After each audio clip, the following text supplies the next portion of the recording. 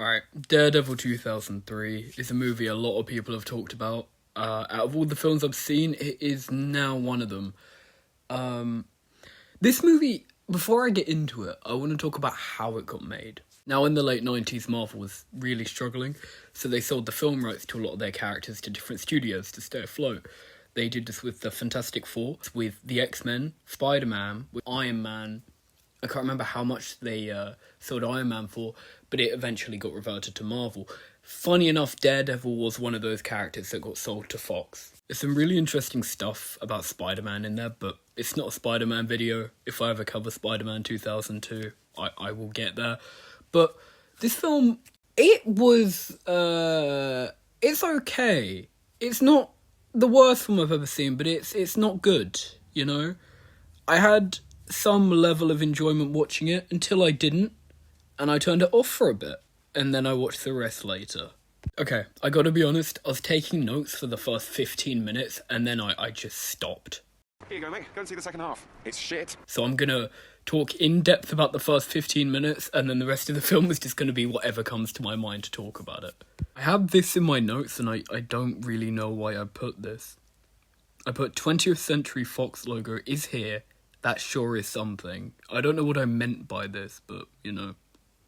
Interesting, the Marvel comic flicking intro is here, and I didn't know that they were doing this yet. Back in 2003. I have no idea when that started. I'm going to put on screen when it did start. I don't actually know, to be honest with you. In the credits say a company called Horseshoe Bay had some involvement. I don't know what the fuck Horseshoe Bay is. I'm going to put it on screen. I want to know. There's a really weird CGI city in the beginning, and it looks like something out of, like, I don't know if anyone watched Boomerang or CITV as a kid, but that's what it feels like to me, right? There's what do you call it? Braille. Spells out people's names. It's interesting. I don't mind that direction, but it's so long-winded. It's like these credits in every superhero movie in the 2000s. Like, you had it with Spider-Man and the X-Men and this, and probably some others, maybe Blade, I haven't seen that one yet, but that probably uses it. And after 2 minutes of pure credits, you get the Daredevil logo, which, I got to admit, I actually like. I like the Daredevil title, the logo, it's cool. But then you're treated to a few more titles, which...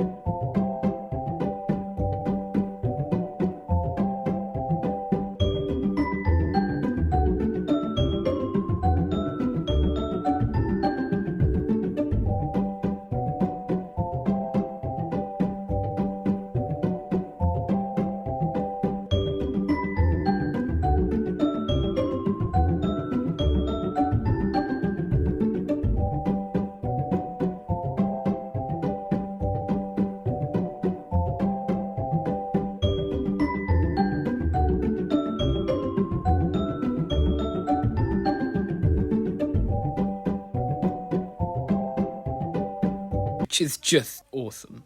There's this very shitty CGI rat, which is really cool. I found it quite funny. I like the rat. It's just a little fucking bowling alley looking rat. Like, you know when you... the bowling alley screens where they have that really bad animation.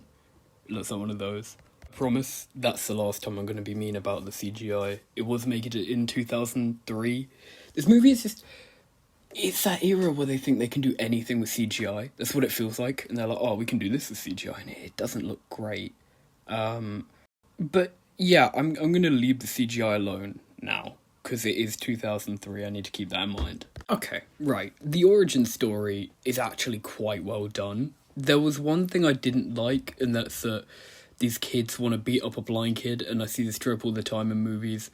He's just minding his own business, and the bullies are like, oh, hey, let's beat up that blind freak. And it, why? What? So that was the thing that happened. But no, I enjoyed the origin story. I thought it was pretty good. His dad just dies because it's a superhero movie, and parental figures have to do that in these. There's this one really weird bit shortly after the origin story where Daredevil's just in a sarcophagus, which is kind of like his bathtub, but he submerges his face in water, his head in water. I get why he did it, don't get me wrong, but it's a bit weird, isn't it? You know, it's a cool visual.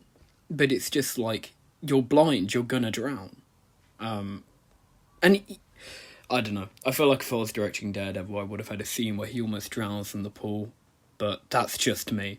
Also, going back to, I had this in my notes, going back to the origin story, his dad's boxing, and he just lets his son hang out on, his recently blinded kid, hang out on a rooftop with no guardrails, no handrails, no safety of any kind, and he's just sitting on the edge, doing somersaults. He should be dead, because he can hear things, yeah, but there's got to be a limit to that, right? I imagine. I don't know. I mean, I'm not blind, I think. I don't know. It was weird to me, personally. Also, I can't use a lot of what I was going to use, because in my notes, I listed this as Shit Devil 2003, because I was just not looking forward to making this video.